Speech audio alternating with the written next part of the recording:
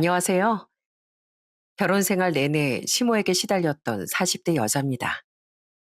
지금도 과거 제 결혼 생활을 생각하면 치가 떨리는데요. 그 결혼 생활의 막을 내려준 건 시모가 아닌 남편이었습니다. 제가 못 견디고 이혼을 한다면 시모 때문일 줄 알았는데 남편도 제 뒤통수를 때리더라고요. 저는 그렇게 이혼을 하며 마지막으로 통쾌한 복수도 해줬는데요. 그때 일에 대해 지금부터 이야기를 드려볼게요. 직장 생활을 하던 전 2살 연상의 남편과 30대 초반의 나이에 결혼했습니다. 둘 다 모아뒀던 돈이 적진 않았기에 우린 대출을 조금 껴서 30평대 아파트에서 신혼생활을 시작했어요. 여긴 지방이라 서울만큼 집값이 비싸거나 하진 않았기에 가능한 일이었죠.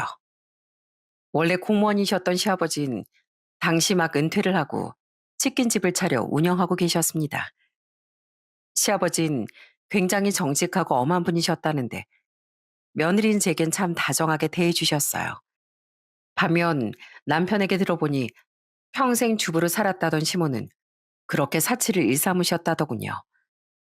사치는 중독이라던데 시모는 시아버지를 무서워했으면서도 사치를 멈추지 못했다고 하더라고요. 아버지가 카드 한도도 낮추고 경제권도 완전히 빼앗아 버리니까 어머니 나의 대출까지 받아서 명품을 사들이셨어. 그게 아버지한테 걸려서 이혼까지 당할 뻔하셨어. 어머닌 2번 다시 안 그런다고 싹싹 비셨지. 어머니도 이혼은 무서우셨는지 그때부턴 사치를 못 하시더라고. 그게 벌써 한 10년 됐어. 결혼 초 시모에 대한 이야기를 들었을 때만 해도 시모의 사치가 제게 무슨 영향을 끼치겠나 싶더라고요. 이미 사치도 끊으셨다고 하고 가장 중요한 남편은 씀씀이가 해픈 사람도 아니었으니까요. 결혼 초만 해도 시모가 그렇게 나쁜 분 같지도 않았고요. 그런데 결혼한 지 몇 달 뒤 어느 주말 시모에게서 전화가 걸려오더군요. 세아가 뭐 하고 있니? 저 집에서 쉬고 있어요. 남편은 오늘 동창회가 있어서 나갔거든요. 저희가 살던 지방 옆엔 큰 광역시가 있었는데요. 시모는 제게 그곳으로 놀러 가자는 제안을 하시더라고요. 그렇게 시모가 절 데려간 곳은 그 광역시의 백화점이었습니다. 남편에게 들은 이야기가 있어 불길했는데 역시나 신나서 명품 매장을 돌아다니던 시모는 제게 가방을 하나 사달라고 하더라고요. 솔직히 신혼여행 다녀올 때 자식들이 선물로 면세점에서 명품 가방을 많이 사온다길래 나 기대했었어. 물론 너희가 사다 준 선물도 충분히 의미 있었지만 괜히 너무 아쉽더라고. 그래서 말인데 신혼여행 선물 다시 제대로 사준다고 생각하고 나 이거 하나만 사주면 안 되니? 가격표를 보고 기절할 뻔했습니다. 그 가방은 무려 600만 원이 넘었거든요. 저는 곤란한 표정으로 정중한 거절 의사를 내비쳤죠. 죄송해요, 어머님. 갑자기 그런 큰돈 지출하기엔 부담이 크네요. 달에 지출할 수 있는 금액이 계획되어 있어서요. 이해. 아이, 그래서 할부라는 게 있는 거잖아. 6개월, 아니, 한 12개월로 긁으면 그렇게 부담 안 돼. 아, 내가 다 해봤어. 내 카드로 사면 네 시아버지가 아주 난리 칠 거란 말이야. 우리 집 경제권을 네 시아버지가 갖고 있어서 카드 긁으면 바로 들켜. 나 진짜 명품 산 지가 언젠지 기억도 안 난다. 어? 제발 이거 하나만 사줘. 시모는 마치 장난감을 사고 싶어 떼를 쓰는 어린애처럼 자리에서 발까지 동동 굴렀습니다. 하지만 곤란한 건 곤란한 거였죠. 결국 시모는 입이 대빨 나와선 혼자 집으로 돌아가 버리더라고요. 딱 그날 하루로 인해 저는 시모에 대한 정이 후두둑 떨어졌습니다. 그날 제게 그 이야기를 들은 남편은 미안해서 어쩔 줄을 몰라 했어요. 그런데 호랑이도 제 말하면 온다고 하죠?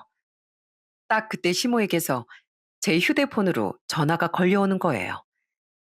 남편은 전화를 받으려던 제게 스피커폰으로 받아보라고 말했고요. 이해, 내가 아까 깜빡했는데 너 오늘 나랑 백화점 갔던 일 네 시아버지나 용이한테 절대 말하면 안 된다. 여자들끼리 일은 여자들끼리만 알고 있는 줄도 알아야 하는 거야. 괜히 집안에 긁어부스러 만들지 말고. 알았지? 어머니, 말을 하지 말긴 뭘 하지 마요. 지금 며느리 만만하다고 이러시는 거예요? 대체 그놈의 명품이 뭐라고? 제발 정신 좀 차리세요. 시모는 제 입단속까지 시키려고 했던 겁니다. 시모는 저 대신 전화를 받아 불같이 화를 낸 남편에게 우물쭈물하더니 서럽다고 소리치며 전화를 끊어버렸죠. 그런데 그 일로 시모는 제게 앙심을 품었더군요. 이후 시댁에 방문했던 날 시모는 시아버지가 듣지 못하게끔 제게 이렇게 소곤거리더라고요. 나쁜 거? 그새를 못 참고 용이한테 쪼로로 일렀어? 그렇게 입이 싸서 어디다 쓰겠어? 그렇게 모자 사 이간질하니까 좋니? 어? 저 혼자 그 일을 끌어안고 있었으면 어머님 앞으로 계속 저 불러내서 뭔가 요구하셨을 거 아니에요. 그럼 이 결혼 생활이 너무 괴로워질 것 같아서 그랬어요. 그리고요, 어머님, 저 정말 남편 위해서라도 어머님하고 잘 지내고 싶어요. 어쩔 수 없는 부분은 제가 해드리기 힘들겠지만 그래도 며느리 돌이 잘하려고 노력할 테니까 저 너무 믿게 보지 말아주세요. 저도 사회에서 만난 사람이면 뒤도 안 들어보고 손절했겠죠. 그래도 제 남편을 낳고 길러주신 부모님이지 않습니까? 전 최대한 현명하게 그 상황을 해결하고 싶어 정중히 부탁드렸어요. 하지만 시모는 그런 제 말마저 고과했던 모양이더라고요. 그 뒤로 시모는 저를 작정하고 못 살게 굴기 시작했거든요. 전 결혼한 지 2년 뒤 연년생 두 아들 중 큰애를 낳았었는데요. 큰애를 임신했을 당시 저는 배가 불러와 출산휴가를 썼습니다. 그런데 그때부터 시모가 저희 집에 뻔질나게 찾아오더라고요. 이해, 나 배고프다. 집에서 밥하기 귀찮아서 왔으니까 밥 좀 차려봐. 찌개도 좀 끓이고 소불고기 같은 것도 좀 볶아봐. 불고기거리가 집에 없는데 그리고 어머님 저 아직도 속이 잘 메스꺼워져서 음식을 오래 못 하겠더라고요. 드시고 싶으면 배달시켜 드릴까요? 시애미한테 배달을 시켜준다고? 아휴, 요즘 며느리 도리하기 참 우습고 싶다. 어? 아, 너 나한테 며느리 도리 잘하겠다며? 이게 잘하는 거야? 아이, 빨리 나가서 장 봐와. 메스꺼 오면 토하고 다시 요리하면 되잖아.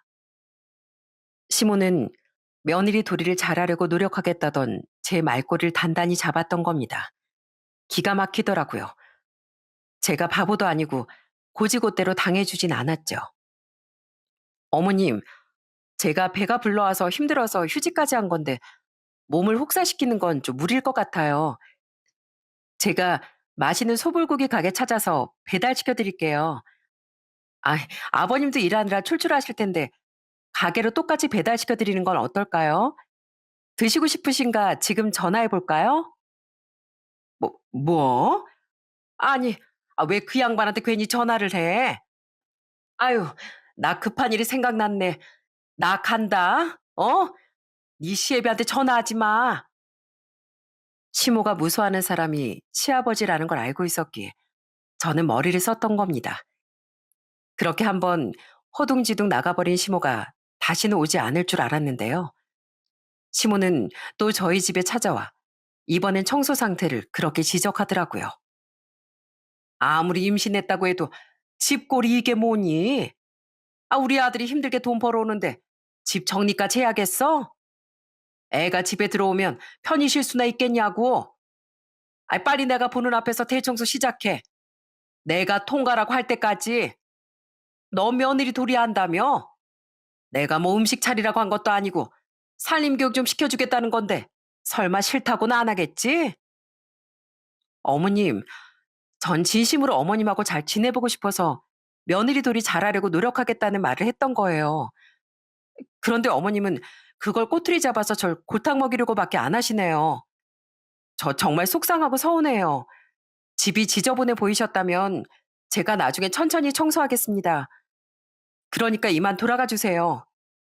그리고 또 오신다면 그땐 제가 문을 열어드리지 않을 것 같네요. 어머님 의도를 잘 알았으니까요. 시모의 말장난에 계속 휘둘리고 싶지도 않았고 짜증도 났습니다. 그래서 전 그냥 돌직구로 정중하게 말을 했어요. 그러자 시모는 더 약이 올랐는지 건방지다 뭐다 소리를 고래고래 지르더군요.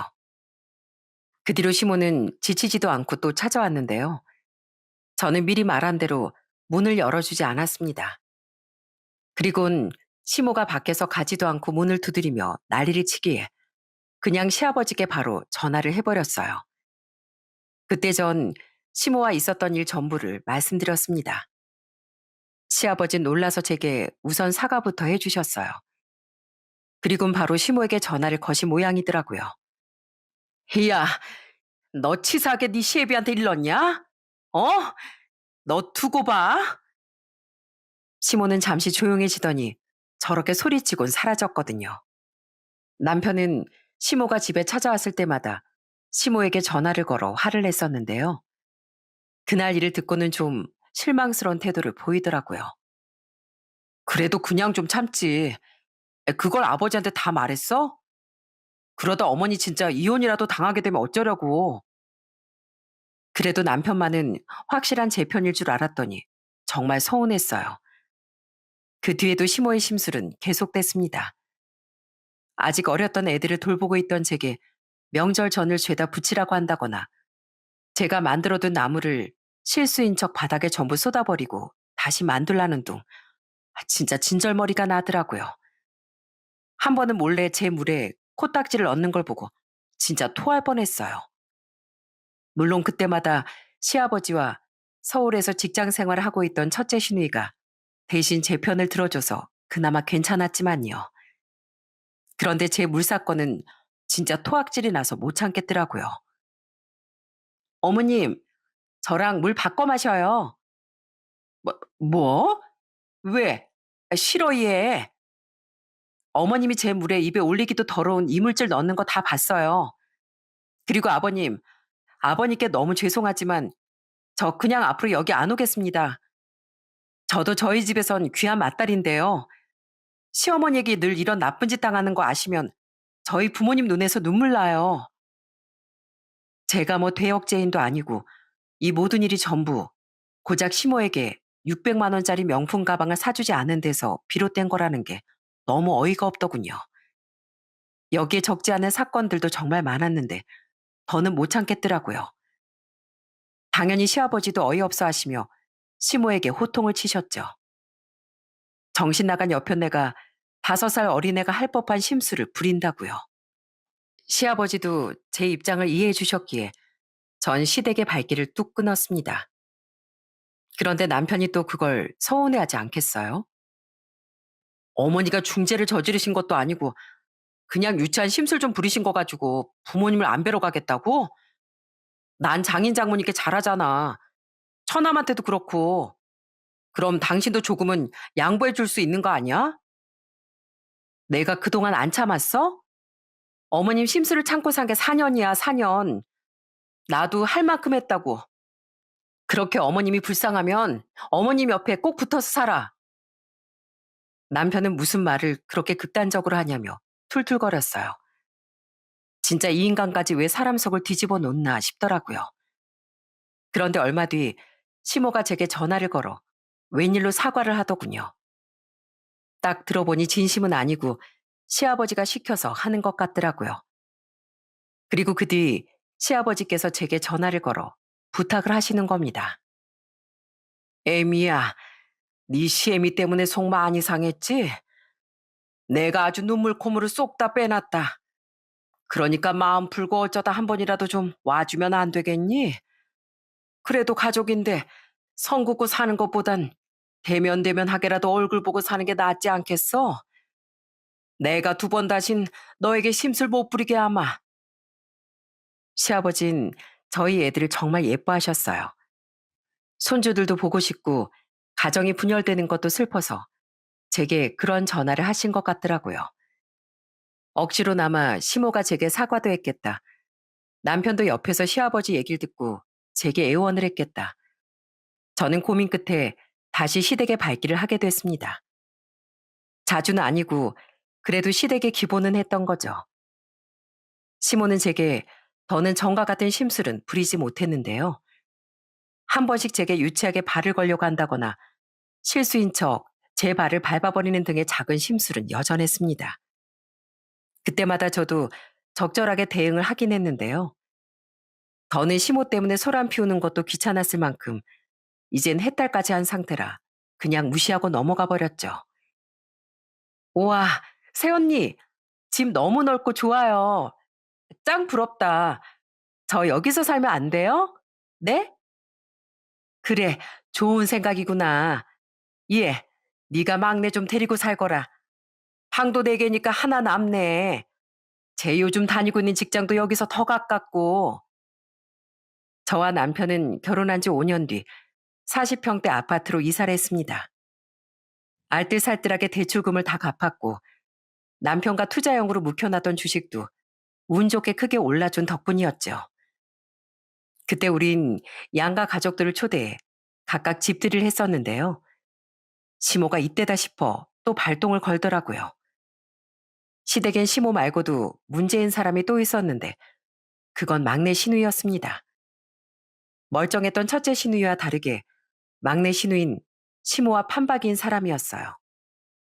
직장도 다니다 말달 반복하며 툭하면 시아버지께 용돈을 달라고 징징댔고 성형과 시술, 시모와 같은 사치에도 일가견이 있는 사람이었죠. 아무리 시아버지에게 혼이 나도 시누인 변하질 않더라고요. 그런 시누인 결혼 초 저희 집에 놀러 왔다가 2번이나 제 물건을 훔쳐 썼습니다. 한 번은 옷을, 또 한 번은 신발을 훔쳐갔었는데 나중에 시댁에 가보니 버젓이 거기 있더라고요. 아이, 너무 예뻐서 그만 가져와 버렸지 뭐예요. 그냥 동생 줬다고 생각하고 넘어가 주세요, 새언니. 네? 시모도 이때다 싶어 시누이 편을 들며 제게 쏘아붙이더라고요. 하지만 아닌 건 아니었기에 전 시누이에게 제 물건을 모두 되찾아왔죠. 그리곤 그때 이후로 시누이를 집에 못 오게 했습니다. 그 외에도 시누인 멋대로 제 지갑에서 돈을 꺼내 용돈이라고 생각하겠다는 말도 했었는데요. 그땐 제가 뭐라고 하기도 전에 시아버지의 눈에 띄어 욕을 바가지로 먹더라고요. 저는 그런 시누이도 정말 싫었습니다. 그래도 친정 식구들만 초대할 수는 없었기에 남편의 부탁에 따라 시댁 식구들을 집들이에 초대했던 건데 시누인 저희 집 방 한 칸을 노리더라고요. 절대 가만히 있을 사람이 아니었던 시모도 열심히 시누이의 말을 거들며 제 표정을 살피더라고요. 제가 부글부글 끓길 바랬던 겁니다. 하지만 그들의 말은 시아버지의 호통에 금세 막혀버리고 말았죠. 왜 당신 딸을 엄한 며느리한테 떠넘기려고 그래? 직장? 또 한 달 뒤에 때려치울지 당장 내일 때려치울지도 모르는 직장 가까운 게 뭐가 중요해? 둘 다 입 다물고 밥이나 먹어. 그런 시아버지 말씀대로 시누인 딱 한 달 뒤 그 직장을 그만뒀다고 하더라고요. 정말 한심할 따름이었죠.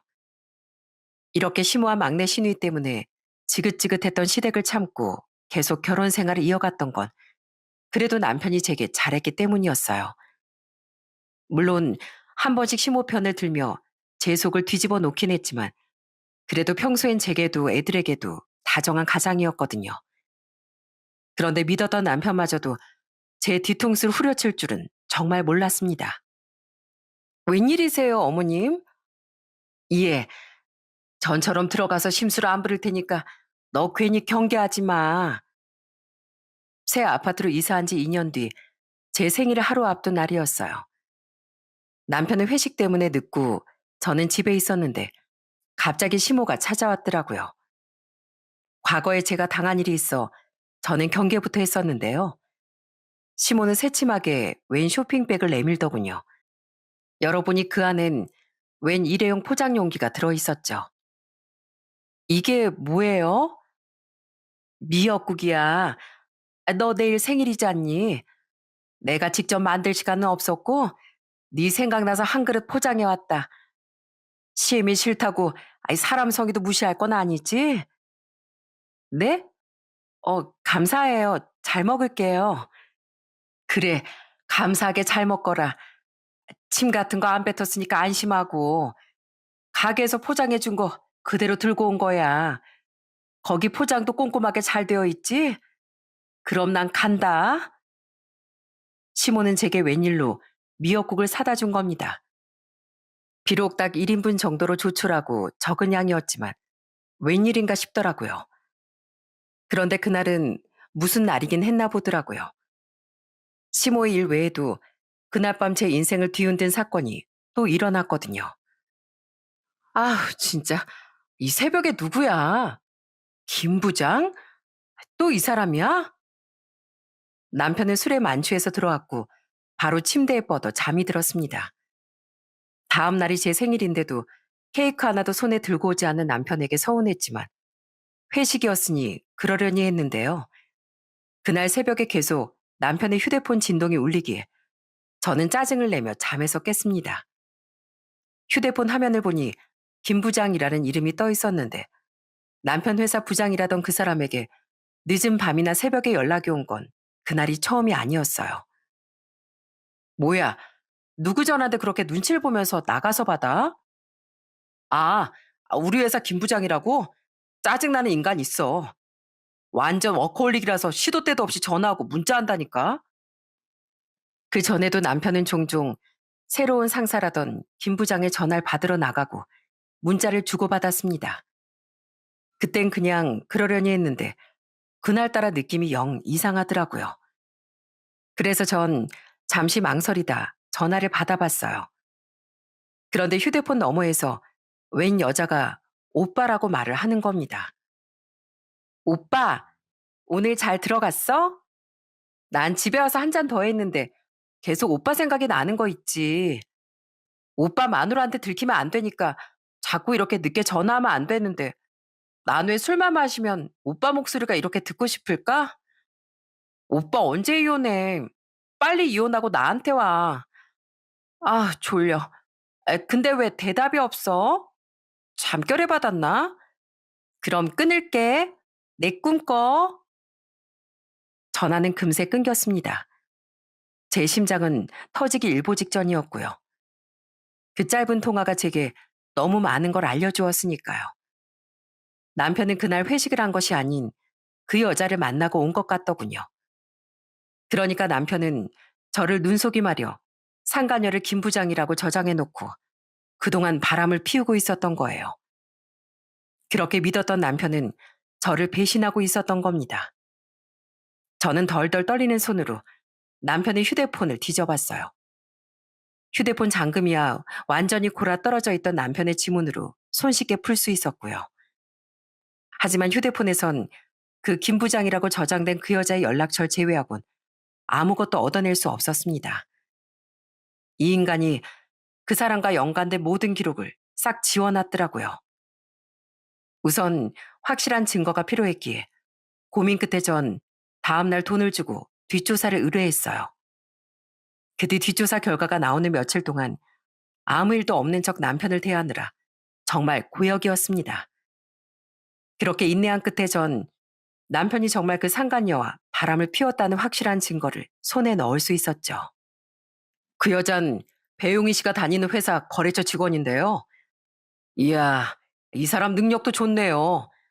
여자가 무려 9살이나 어려요. 둘이 만난 지 벌써 1년 가까이 됐더라고요. 근데 이 여자가 어제 회사에 휴가를 내고 산부인과에 다녀왔더라고요. 왕까지 따라 들어가지 못해서 정확한 내용은 하기 못했는데 뭔가 의심스럽죠?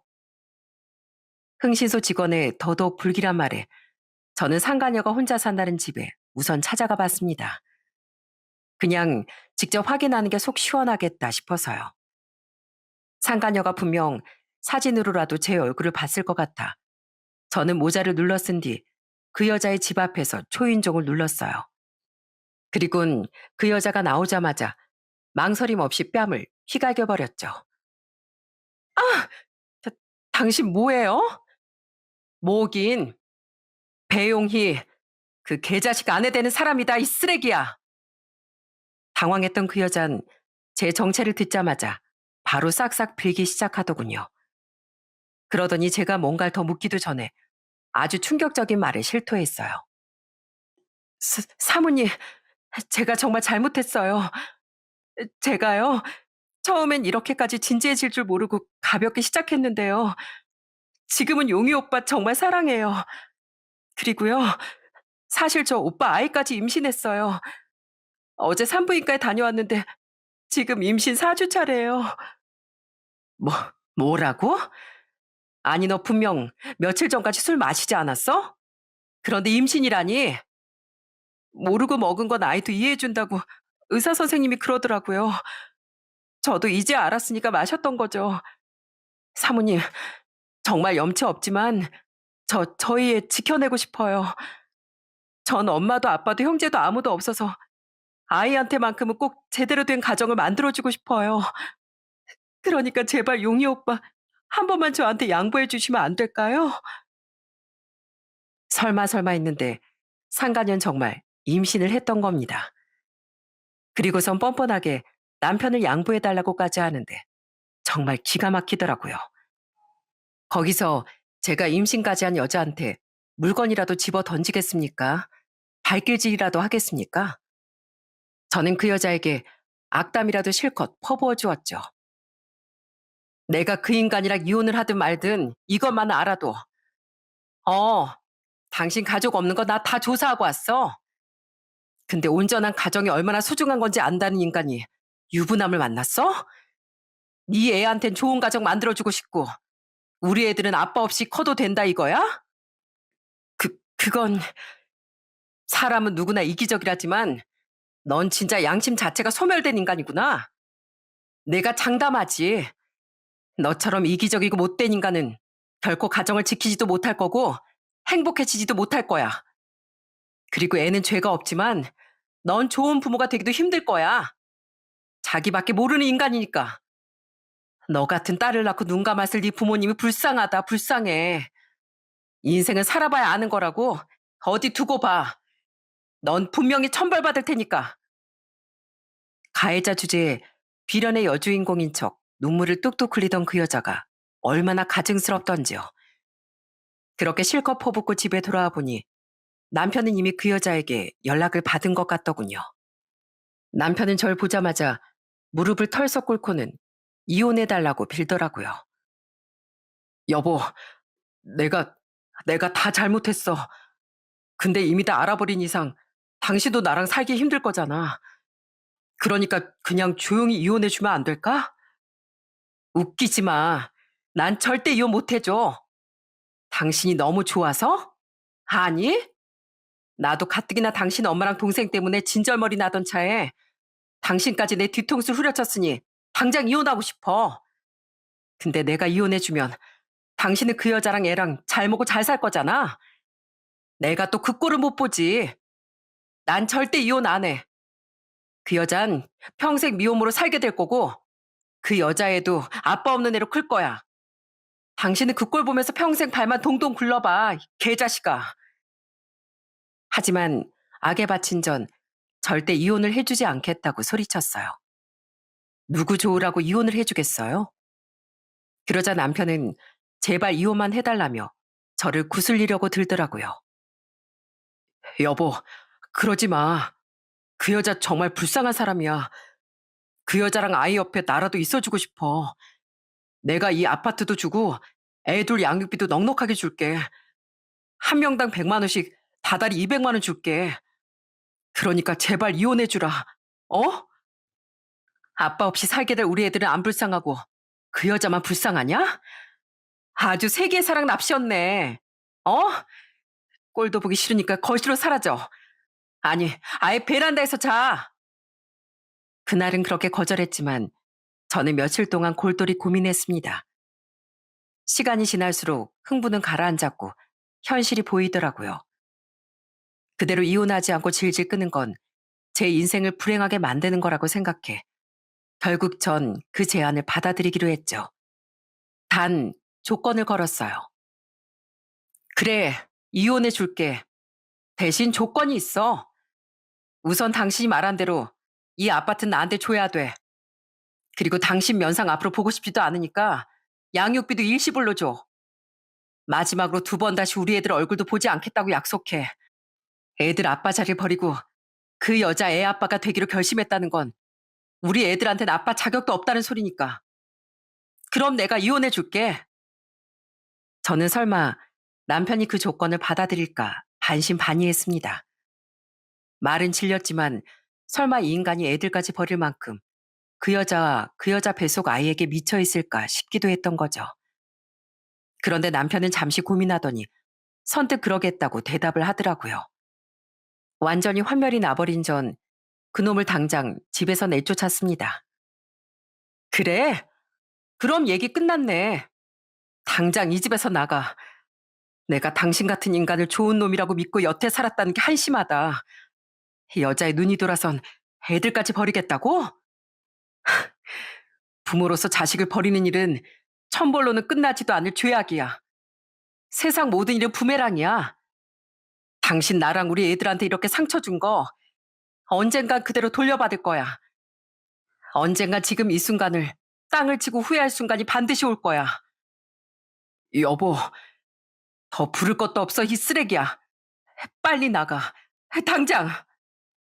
남편은 잠시 망설이더니 이내 짐을 싸서 뒤도 돌아보지 않고 나가버리더군요.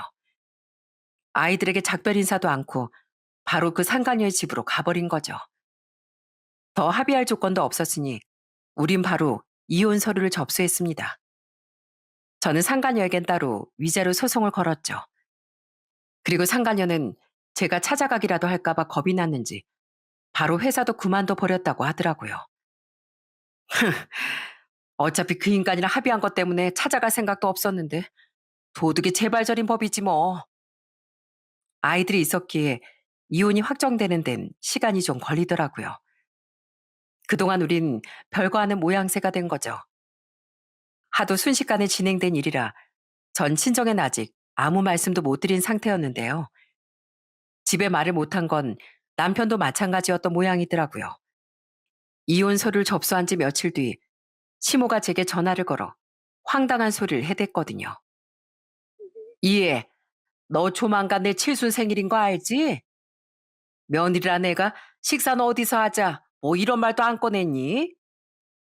그런 정신없는 상황 속에 제가 시모의 칠순을 어떻게 기억했겠습니까? 제 생일과 시모의 생일은 그렇게 길게 떨어져 있지 않았었는데 그 해가 마침 시모의 칠순이었어요. 시모의 말을 듣고서야 저도 생각이 나더라고요. 그런데 시모가 제게 생각지도 못한 말을 하는 겁니다. 됐다. 아유, 내가 바랄 걸 바래야지. 그보다 내가 너 생일 챙겨준 거 기억하지? 미역국 말이야. 아, 네. 가는 게 있으면 오는 것도 있어야 하지 않겠어? 나 생일 되기 전에 동네 친한 여자들이랑 같이 칠순 생일 파티 따로 하기로 했다. 그런데 그 옆에 애들이 칠순인데 며느리 생일상은 받아봐야 하는 거 아니냐고 성하지 않겠니? 너희 집도 넓잖아. 그러니까 네가 너희 집에서 내 칠순 생일상 좀 거하게 차려봐라. 저희 집에서요? 제가요? 아유, 그래. 시어머니 미역국 받아먹고 입싹 닦을 생각은 아니겠지? 한 6명 데리고 갈 건데 다들 이 지역에서 발도 넓고 귀한 손님들이니까 한 20첩 반상 정도로 성대하게 차려놔. 받은 게 있는데 그 정도 염치는 있겠지? 시모의 목소리엔 웃음기가 가득하더군요. 그제 알겠더라고요. 왜 시모가 제게 미역국을 사다 주는 안 하던 짓을 했는지요. 그동안엔 시아버지 눈치를 보느라 그나마 잠잠했던 시모는 또 저를 골려주고 싶어 했던 거예요. 그런데 제가 순순히 당해줄 것 같지도 않고 명분도 없었으니 아주 정성스럽게 명분을 만든 거더라고요. 그 유치한 속내가 뻔히 보여 기가 찼습니다. 진짜 무슨 애도 아니고 제가 그걸 왜 당해줬겠습니까? 눈치를 보니 남편이 아직 저와 이혼하기로 한 일을 말하지 않은 것 같았는데 제가 이혼 서류까지 낸 마당에 더더욱 시모에게 당해줄 이유가 없었죠. 네, 알겠어요. 다음 주 주말이라고 하셨죠? 많이들 모셔오세요. 집도 넓으니까 상 몇 개 붙여서 잘 준비해 놓을게요. 하지만 순간 제 머릿속에 이런 생각이 들더군요. 결혼 생활 내내 저를 골탕 먹이로 애를 썼던 시모에게 저도 마지막으로 통쾌한 복수를 해주고 싶다고 말이죠. 이제 이혼까지 하는 마당에 끝까지 진절머리 나게 구는 시모에게 저도 한 번은 되돌려주고 싶더라고요. 그래서 전 흔쾌히 알겠다고 대답했습니다. 그런 순순한 제 반응에 오히려 시모는 어리둥절해했죠. 그래? 네가 웬일이냐? 참 오래 살고 볼 일이네. 아무튼 알겠다니 잘 됐구나. 네가 음식 솜씨 좋잖니? 물고기, 닭고기, 돼지고기, 소고기까지 육해공 어느 하나 빠지지 않게 잘 준비해두거라. 칠순기념 용돈 봉투도 좀 준비하고. 근데 왜 우리 용인 연락이 안 된다니? 전화해봤는데 안 받더라고. 연락이 안 돼요? 전 모르겠는데요. 뭐 회사가 바쁜가 보죠. 저한테 이렇게 연락하셨으면 됐죠 뭐. 들어보니 남편은 상간녀와 만리장성을 쌓느라 바빠 시모의 전화도 받지 않은 것 같습니다. 저는 기왕이면 복수에 성공하게 남편이 계속 시모에게 연락을 하지 않길 바랬어요. 그 뒤 남편에게도 시모에게도 별 연락이 없는 걸 보니 제 말대로 시모는 남편에게 더 이상 연락을 하지 않았었나 보더라고요. 남편도 새 살림 차리고 신나서 시모에게 다시 전화할 생각도 못한 것 같았고요. 그렇게 며칠이 지나 대망의 당일이 됐습니다. 저는 시모의 말대로 잔치상을 거하게 차려놓은 뒤 시모의 전화를 받았어요. 아이들은 잠시 친정에 맡겨두고요. 우리 도착했다. 올라가도 되지? 저는 회심의 미소를 지으며 집에 도착한 시모와 시모의 지인들에게 현관문을 열어줬습니다. 그들은 상 앞에 앉으며 잘 차려진 진수성탄에 감탄을 했죠. 앉으세요. 용인 집에 왜 없니? 애들은? 애들은 친정 가 있고요. 애들 아빠는 잠깐 나갔어요. 우선 앉으세요. 어머, 거하게도 차렸네. 갈비찜도 잡채도 다 있고. 근데 음식이 20개 이상은 안 되는 것 같은데. 그래도 정성스럽게 차린 거예요. 그리고요, 어머님. 이게 제가 특별히 신경 쓴 최고의 만찬이에요. 뚜껑 한번 열어보시겠어요? 전 아무것도 모르고 만족해하던 시모에게 상 한가운데 있던 냄비를 가리키며 말했어요. 시모는 어리둥절한 반, 기대 반인 표정으로 냄비 뚜껑을 열어봤죠. 그 안에 뭐가 들었을 줄은 상상도 못하고 말입니다. 이게 뭔데? 아유, 엄마야, 이게 다 뭐야? 냄비를 열어본 순간 시모는 뒤로 자빠지고 말았습니다. 제가 그 안에 뭘 넣어놨냐며 말이죠. 전 그 안에 남편의 외도 증거 사진을 잔뜩 넣어놨었어요. 어디 그동안 날 그렇게 못살게 굴었으니 사람들 앞에서 단단히 망신이라도 당해봐라 싶은 마음으로 말이죠. 너무 유치했다고 말씀하실 수도 있겠지만 그 유치한 짓을 몇 년이나 당했던 사람으로서 저도 한 번은 유치하게 나가고 싶었거든요. 속에 우라가 많이 쌓여 있었던 겁니다. 뭐야, 어머, 이거 용이 아니야? 근데 옆에 이 여자 누구야? 호기심에 함께 냄비 안을 들여다본 시모의 지인분들도 사진을 보고 기절초풍하더라고요. 저는 시모와 그분들을 향해 남편의 모든 행동을 다 까발렸어요. 아, 누구냐면요. 제 남편이랑 1년 동안 바람 피우고 있던 여자예요. 상간녀요. 잘난 어머님 아들, 지금 바람 피우는 중이거든요. 그 여자랑 새 살림 차린다고 애들도 버리고 집도 나갔어요. 지금 그 여자한테 홀딱 빠져서 아마 어머님 전화도 안 받은 걸 거예요. 뭐야? 용이 엄마, 자기 아들 바람 났어? 아유, 아니야. 우리 아들 그런 애 아니야. 아닐 거야. 예, 혜미 너 이게 대체 무슨 장난질이야? 장난질 아닌데요? 어머님, 더 자세히 알려드릴까요? 그 여자 부모님도 안 계시고요. 얼마 전에 회사도 그만뒀대요. 백수요. 어머님 아들이 앞으로 그 여자 먹여 살려야 되는 거라고요. 심지어 그 여자 지금 임신까지 했대요. 뭐, 임신? 어머머, 용이 그렇게 안 봤는데. 내 말이 내가 우리 바깥 양반 바람 때문에 평생을 개고생했는데 용이엔 한술 더 뜨네 그래. 처자식까지 다 버렸다잖아. 제 말에 아주머니들은 수군거리고 난리가 났습니다. 시모의 얼굴은 빨갛게 달아오르다 못해 폭발 직전이었고요. 제게 뭔가 할 말은 많은 것 같은데 사람들 앞이라 그런지 입을 못 열더라고요. 저는 그런 시모에게 빈정대듯 물었습니다. 어머님, 제가 더 자세하게 알려드릴까요? 제가 그 여자 찾아가서 어떻게 했는지, 애들 아빠가 저한테 제발 이혼만 해달라고 어떻게 싹싹 빌었는지 전부 다요. 아, 아니다. 나 간다, 가. 나중에 연락하마. 어머, 그럼 이 음식들은 다 어쩌고? 용이 엄마, 용이 엄마. 시모는 기겁을 하며 얼른 가방을 챙겨 일어나더군요. 그리고는 쏜살같이 도망을 가버리더라고요. 시모는 창피함을 견디지 못했던 겁니다. 다른 아주머니들도 절 흘끔 쳐다보더니 얼른 시모의 뒤를 따라 저희 집에서 나갔죠. 그로부터 1시간 뒤쯤 남편에게서 전화가 걸려오더군요. 남편은 시모에게 전화를 받았다며 제게 고래고래 악을 쓰더라고요. 당신 지금 이게 뭐 하는 거야? 지금 우리 어머니도 대체 어떻게 된 거냐고 난리 났고 아버지는 아예 날 잡아 죽이겠다고 완전히 날뛰고 계셔. 당장 집으로 들어오래. 내가 안 그래도 아버지 무서워서 이혼이라도 마무리되고 말씀드리려고 기다리고 있었는데 왜 당신이 나서서 그런 짓을 벌였냐고. 내가 먼저 벌인 일 아니야. 어머님이 또 나 굴려주겠다고 칠순 생일상을 차리라고 연락이 오셨지 뭐야. 그래서 눈에는 눈, 이에는 이로 나도 똑같이 되돌려드린 거야. 당신이 바람 피운 일은 겸사겸사 알려진 거지. 왜? 당신 아버지가 그렇게 무서워?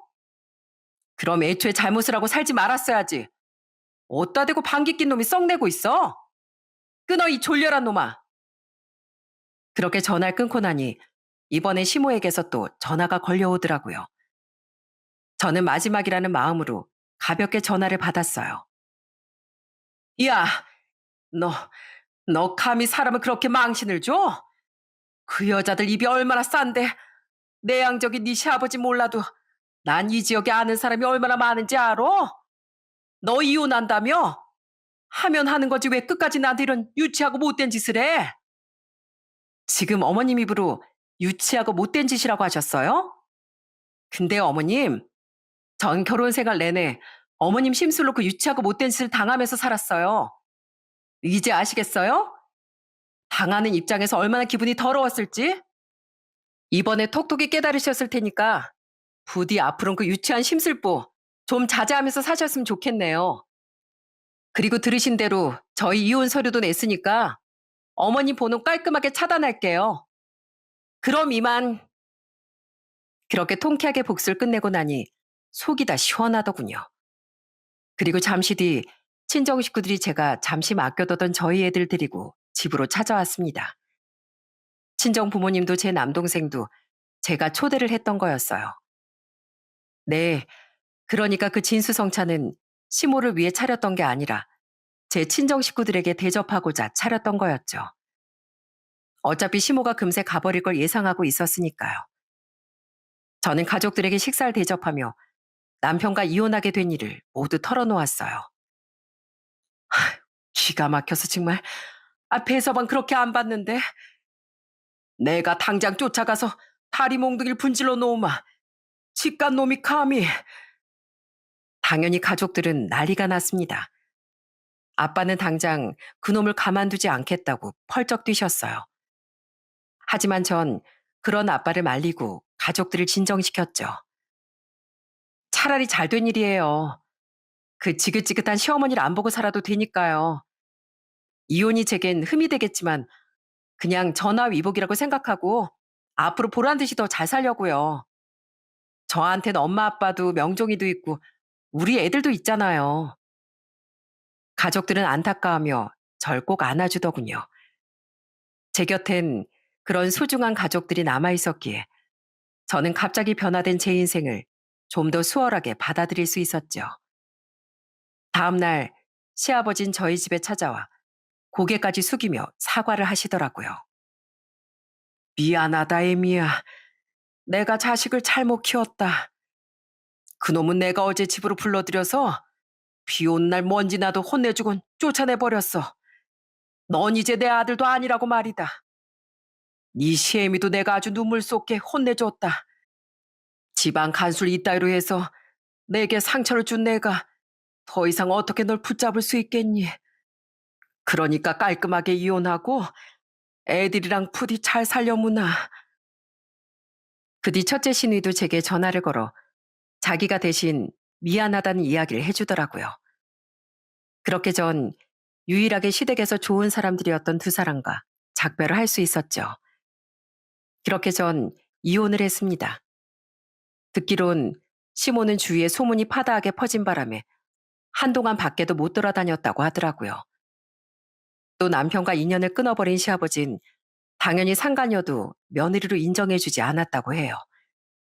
시모만이 상간녀를 그래도 며느리라고 받아준 모양인데 시댁의 대장은 시아버지였으니 남편과 상간녀는 시댁에 발도 들일 수 없게 됐죠. 그렇게 지금은 2년이 좀 넘는 시간이 지났는데요.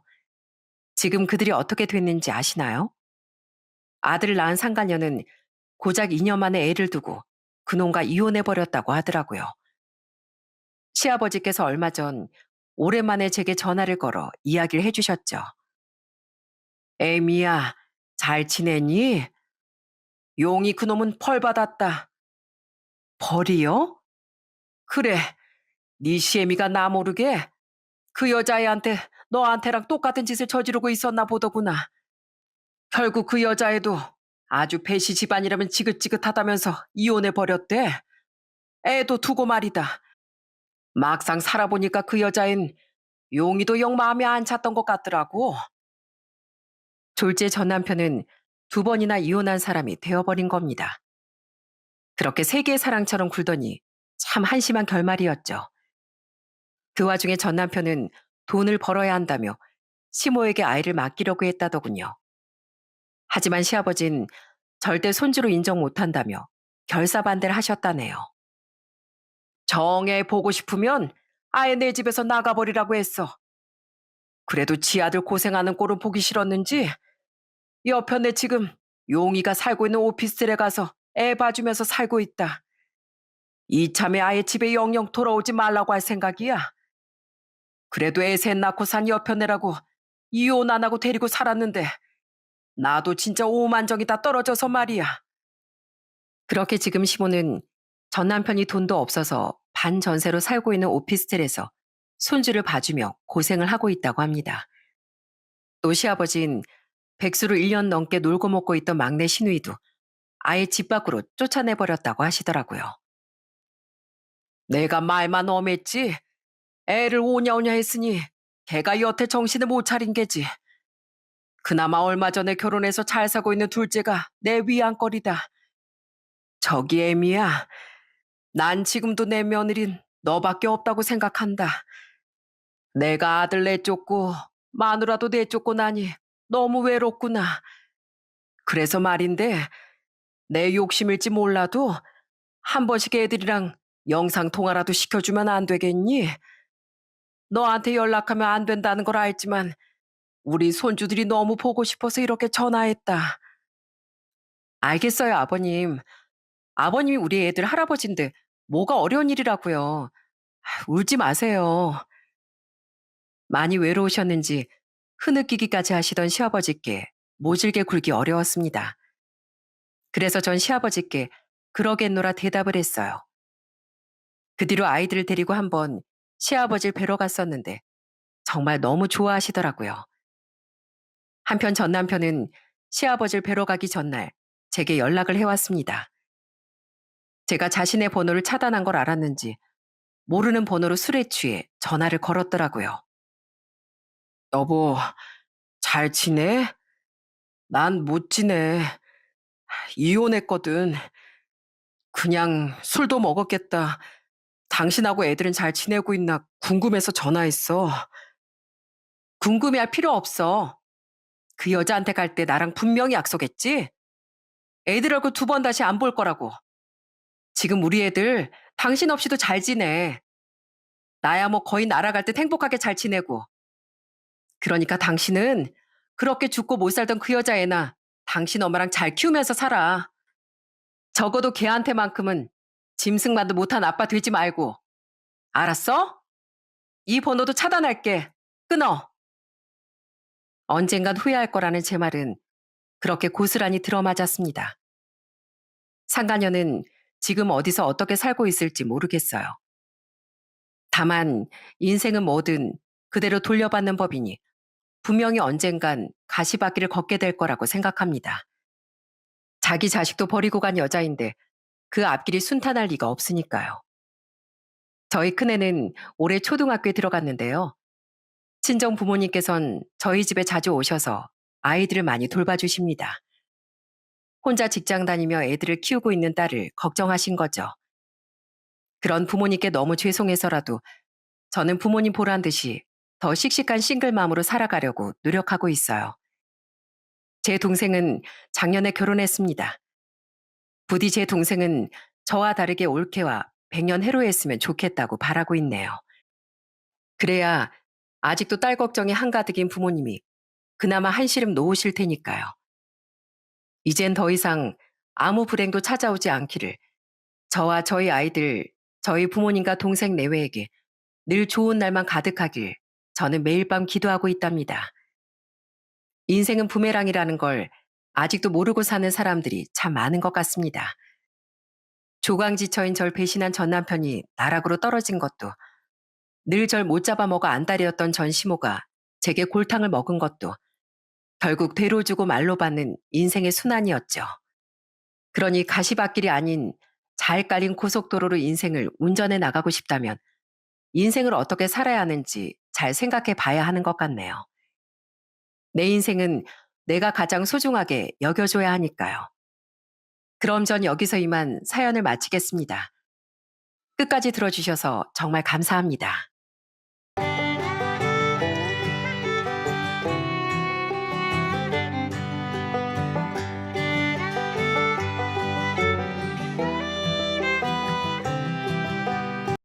안녕하세요. 저는 직장에 다니고 있는 40대 여성입니다. 주변에 꼭 그런 사람 한 명쯤 있죠? 입만 번지르르하게 살아있는 사람이요. 어딜 가나 뭐든 다 해줄 것처럼 굴지만 실제로는 제대로 해준 거 하나 없는 사람들이 꼭 있는 것 같습니다. 제 주변에도 딱 이런 사람이 있었는데요. 그 사람의 실체를 알게 된 순간 무너지지 않을 것 같았던 굳건했던 믿음도 사르르 무너져 버렸습니다. 오늘 제가 겪었던 정말 기가 막힌 그때 일들을 한번 여러분들께 들려드리려고요. 아버지께선 어릴 적부터 사업을 크게 하셨습니다. 그 덕에 저나 남동생은 정말 편한 환경에서 컸어요. 부모님께선 늘 항상 여유가 있으셨고 저희를 위해서라면 무엇이든 다 해주셨습니다. 그러다 제가 초등학교 고학년 때쯤 집에 큰 사건 하나가 벌어지게 되었어요. 그건 바로 아빠가 음주 차량에 치이는 사고가 난 거였습니다. 그때 정말 저희 집은 아주 난리가 났어요. 아빠는 대수술을 받으셔야 했고 수술 후에도 오랫동안 병원에 입원을 해야만 했거든요. 한동안은 정말 꼼짝없이 침대에 누워 계시기만 했는데 병문안을 갈 때마다 전 그 모습이 무섭고 슬펐던 것 같아요. 그래서 늘 병실에서 울었던 기억만 있습니다. 아빠, 아빠 진짜 괜찮아? 아휴, 우리 딸, 이 아빠 걱정했구나. 아빠 괜찮아. 병원에 입원해서 치료받고 하면 금방 나을 수 있어. 그러니 울지 마. 그렇게 아빤 한참을 절 달래주셨지만 전 아빠가 너무 안쓰럽고 마음이 아팠어요. 그때 사고로 아빤 운전도 더는 못하시고 한창 후유증으로 힘들어하셨어요. 엄만 그런 아빠의 재활을 위해 진짜 많이 노력을 했습니다. 그러다 제가 중학교에 갈 때쯤 아빤 결국 큰 결단을 내리셨어요. 바로 말레이시아로 이민을 가는 거였습니다. 그렇게 저희 네 식구는 말레이시아로 이민을 가게 되었고 그곳에서 정착을 하게 되었어요. 그러다 제가 대학을 국내로 입학하게 되면서 저 혼자서 한국으로 들어오게 되었죠. 처음엔 진짜 하루하루가 재밌고 좋았습니다.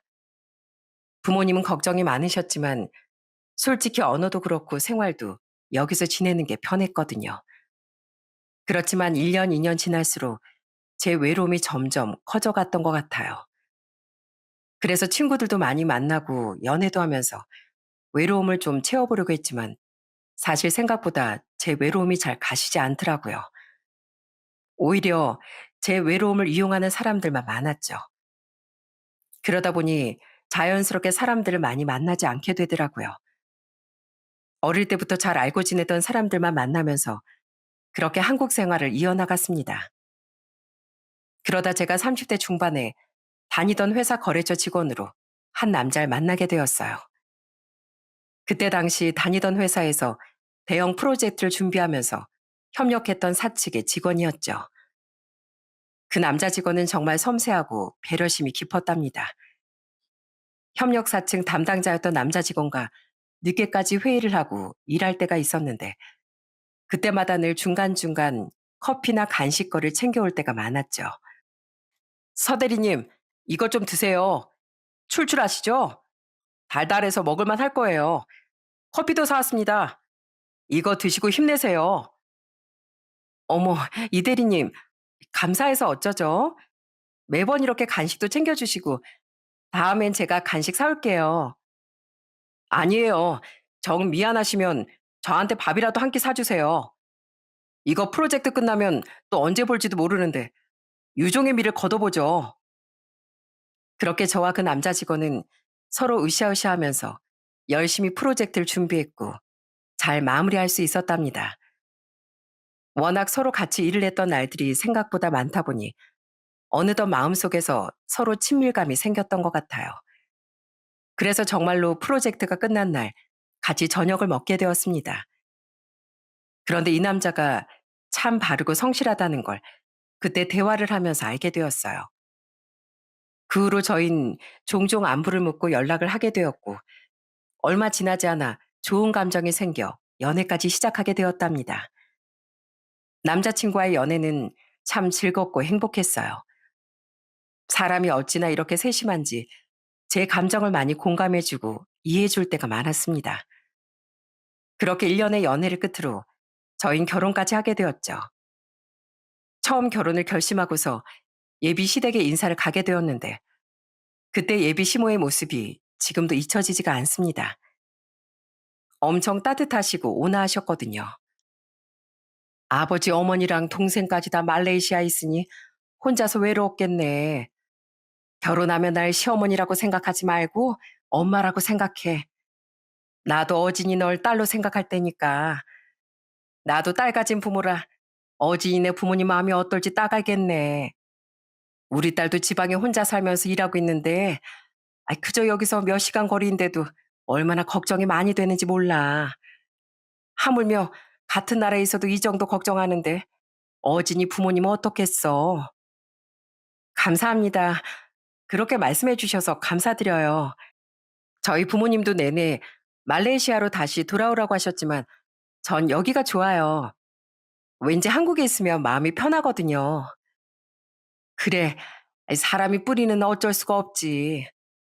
부모님이 이제 말레이시아에서 자리 잡으셨으니 아마 돌아오시기 어려우실 거야. 그래도 이젠 우리 식구들이 있으니까 걱정하지 말고. 그렇게 제 손을 꽉 잡아주시며 어깨를 토닥이며 말하시는 예비 시모를 보면서 참 따뜻한 집안이라고 생각했습니다. 예비 시댁은 예비 시부모님과 남편, 시동생, 신우 이렇게 5식구였는데 남편을 제외하고 시동생과 신우는 타지에서 일을 하고 있어 자주 얼굴을 보지 못했어요. 그러다 보니 예비 시부모님은 제 상황을 더 많이 이해해 주셨고 정말 따뜻하게 결혼을 허락해 주셨습니다. 그렇게 전 30대 중반에 결혼을 하게 되었어요.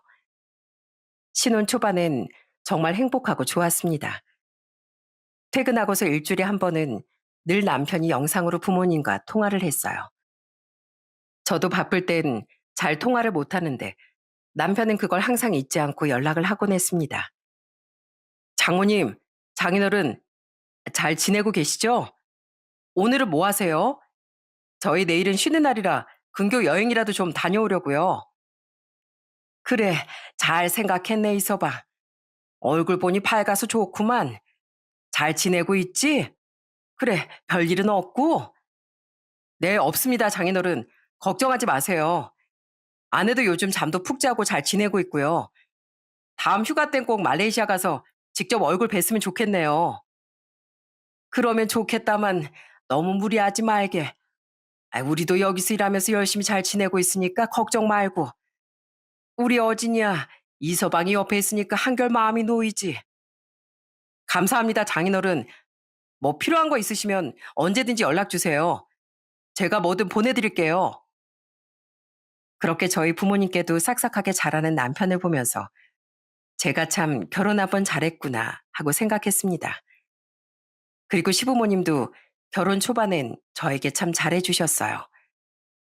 시댁이 근처라 주말에 종종 시댁에 가서 밥을 먹었는데 갈 때마다 항상 제 손에 반찬을 쥐어주시곤 했죠.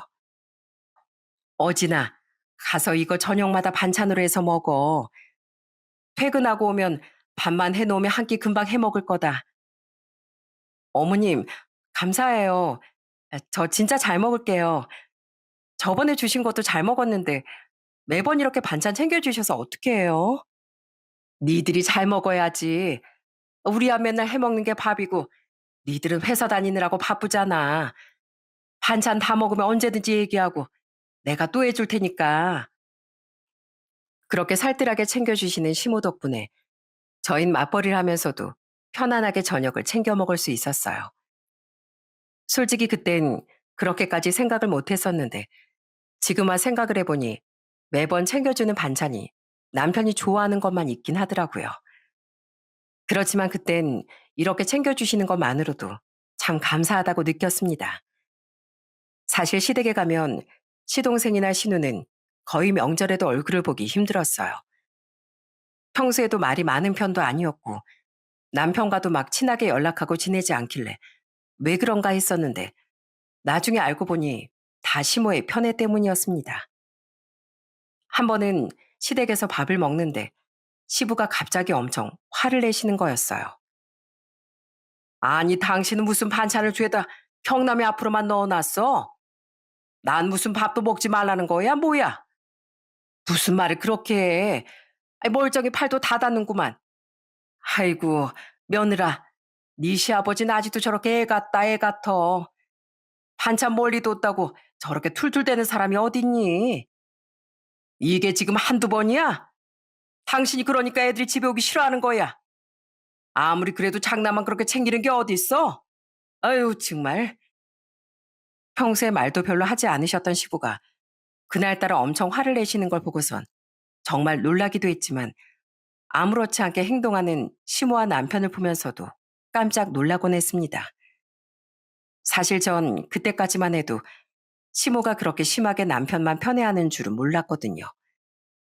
시댁에 남편만 있기도 했고 시동생이나 시누는 잘 보이지도 않으니 느낄 수가 없었어요. 그런데 그 남편 편애가 나중엔 저에게도 시작이 되더군요. 그땐 인생에 있어 그런 황당한 일이 벌어질 거라곤 상상도 못했습니다. 어쨌든 그 후로 결혼을 하고서 2년 후 전 첫째 아이를 낳게 되었어요. 출산을 하고서 엄마도 한국으로 들어오시고 거의 석 달을 꼬박 산후조리를 해주셨습니다. 그러면서 엄마는 항상 저에게 하신 말이 있었어요. 어진아, 회사에서 얼마나 쉴 수 있는 거야. 너 쉴 때 엄마가 여기서 아이 좀 돌봐줄까? 아니야. 엄마도 집에 가야지. 안 그래도 나 요즘 고민 중이야. 솔직히 1년 휴직하고 바로 복직할까 싶었는데 애가 또 너무 어리기도 하고 이제 막 100일인데 겨우 8개월 있다가 태어난 지 1년 된 애 놔두고 일하는 게 괜찮을까 싶기도 해서 말이야. 그래, 엄마도 아이 낳아보니까 마음이 달라지더구나.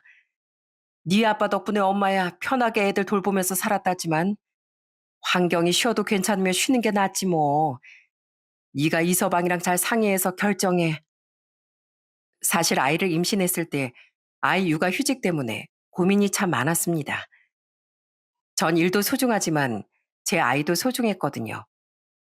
그래서 솔직히 육아휴직을 길게 쓰지 못한다면 일을 잠시 그만두는 것도 낫다고 생각했어요. 그래서 첫째 아들을 낳고서 복직을 하기 전에 남편과 시부모님이 있는 자리에서 퇴사를 할까 얘기를 했었어요. 그런데 예상외로 시모의 반응이 뜻밖이더라고요. 뭐? 회사를 그만둔다고? 아니, 지금껏 그렇게 열심히 일했는데 그만두는 건 좀 아깝지 않니? 혹시 아이 때문에 그러니? 그러면 내가 아이는 봐줄게. 내가 낮에 봐주고 네가 퇴근해서 아이 보고 그러면 되지 않니? 어머님 말씀은 감사하지만 아이를 하루 종일 보는 게 쉬운 일도 아니고요. 그렇다고 어린이집에 보내긴 저도 마음이 편치가 않고 그냥 2년 정도만 좀 아이도 키우고 그러면 어떨까 싶어서요. 아이고, 어진이 네가 아직 우리나라 실정을 모르는가 본데 그렇게 퇴사해가지고 경력 단절되면 나중에 취업하기 더 힘들어져. 우리가 넉넉하면 그만두라 할 수도 있겠지만 솔직히 그런 것도 아니고 말이야. 뭐 네 마음이 정 그렇다면 어쩔 수 없지만 괜히 애 때문에 걱정돼서 잘하는 일 그만두려고 하는 거면 그건 걱정하지 말거라. 우리도 바로 옆에 살고 있는데 당연히 애 봐줄 수 있지. 손주 봐달라는데 거절할 이유가 어디 있겠어. 그러니까 넌 걱정하지 말고 복직해. 그때까지만 하더라도 솔직히 전 시모의 말이 왠지 절 생각해 주는 듯한 느낌이 들었습니다. 아이 엄마로서 며느리로서 절 생각하는 게 아니라 정말 여자로서 제 인생을 응원하고 있다고 느껴졌었거든요. 그래서 전 흔들리던 마음을 다잡고 다시 복직을 하게 되었죠. 그게 정말 제 착각이었다는 걸 느끼기까진 그리 오랜 시간이 걸리진 않았습니다. 그렇게 갓 태어난 지 1년이 지난 아이는 시부모님 집으로 매일같이 가게 되었어요. 늘 출근하기 전 일찍 일어나 아이를 맡기고 출근을 해야만 했죠. 그런데 생각보다 아이를 시댁에 맡기는 건 쉬운 일이 아니었습니다. 특히나 아이가 좀 아프거나 보채거나 그러면 시모는 바로 저한테 전화를 하시곤 했어요. 그렇지만 회사 일을 하다 보면 전화를 항상 받을 수 있는 것도 아니고 어쩌다 보면 거의 몇 분 동안 전화를 받지 못할 때도 있었어요. 그러면 제가 다시 전화를 걸었을 때 시모의 목소리가 세상 차가울 때가 많았습니다. 어머님, 전화하셨었네요. 저 미팅 중이라서 전화를 못 받았어요. 왜요? 무슨 일 있으셨어요? 아니다. 됐다. 에이비한테 전화해서 해결했다. 네? 아, 죄송해요. 미팅 땐 제가 전화를 못해서. 근데 무슨 일이신데요? 아, 해결했다니까. 아, 끊자. 그렇게 전화를 끊어버리니 전 다시 남편에게 전화를 걸 수밖에 없었어요. 그런데 남편이 하는 얘기를 듣고서 정말 어처구니가 없더군요. 어머님 혹시 전화 걸었었어?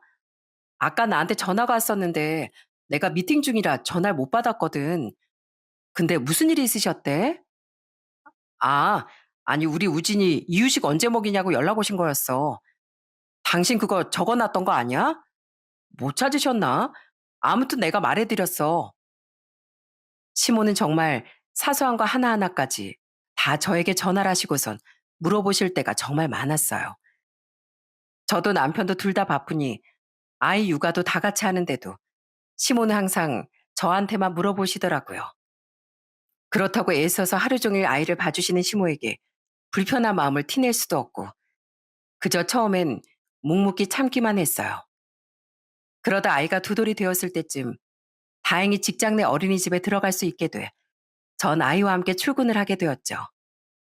그때부턴 또 시모의 간섭이 정말 많이 줄어들더라고요. 그러다 보니 또 예전처럼 그냥 편하게 시부모님과 지낼 수 있게 되었고요. 그리고 첫째 아들이 4살이 되었을 때 전 둘째 아이를 임신하게 되었어요. 그런데 그때쯤 저희 집에 위기가 찾아오고 말았습니다. 남편이 10여 년을 꾸준히 일했었던 직장이 그만 경기 불황으로 폐업을 하게 되었다는 소식이 들려왔어요. 그때가 둘째 예정일이 얼마 남지 않았던 시기였는데 정말 속으로는 마음이 참 힘들더라고요. 물론 남편이 원해서 그렇게 된 일은 아니지만 뭔가 모르게 마음이 답답했습니다. 그렇지만 남편에겐 그런 마음을 전혀 티내지 않았어요. 오히려 남편이 힘들어하니 괜찮다고 잘 된 것 같다며 응원을 해주기도 했습니다. 여보, 그래도 타이밍 참 기가 막히지 않아? 우리 둘째 태어날 때 딱 되니까 이렇게 쉴 수 있고, 솔직히 당신 회사 육아휴직도 제대로 안 해주고, 첫째 태어났을 때도 일주일도 못 쉬게 했잖아. 나 그거 좀 싫었는데, 이번엔 당신 둘째 실컷 볼 수 있겠다. 그치? 여보, 당신도 많이 속상하지? 내가 어떻게든 얼른 취업해서 당신 불안하지 않게 해줄게. 정말 미안해. 아니야, 미안하긴. 당신이 일부러 그런 것도 아닌데 뭐. 당신 지금까지 다닌 회사 10년 넘게 버틸 정도로 근성 있고 대단한 사람이야. 그러니까 꼭 좋은 회사에서 당신 필요로 할 거야. 지금은 조금 쉬어. 아이도 태어나고 당신한테도 휴식이 필요할 것 같아. 그렇게 전 우울해하는 남편을 응원하면서 임신 막달을 보내게 되었어요. 그리고 예정일쯤 둘째가 태어나게 되었죠. 둘째는 딸이라 첫째와는 또 느낌이 새롭고 달랐습니다. 품 안에 폭 안기는 솜털 같은 아기가 너무나 예쁘고 좋았죠. 둘째 출산하고서 전 6개월 정도 육아휴직을 쓰게 되었어요. 좀 더 길게 육아휴직을 하고 싶었지만 사정상 그렇게 하긴 좀 힘들었어요. 바로 남편이 아이를 본인이 돌보겠다고 나섰기 때문이었죠. 하루는 아이들을 다 재우고서 같이 야식을 먹고 있는데 저한테 그러더라고요. 여보, 나 이력서 여기저기 넣곤 있는데 솔직히 생각보다 연락이 안 오네. 그래서 말인데 우리 수진이 내가 어린이집 가기 전까지만 돌보는 건 어떻게 생각해? 어? 당신이 아이를 돌보겠다고?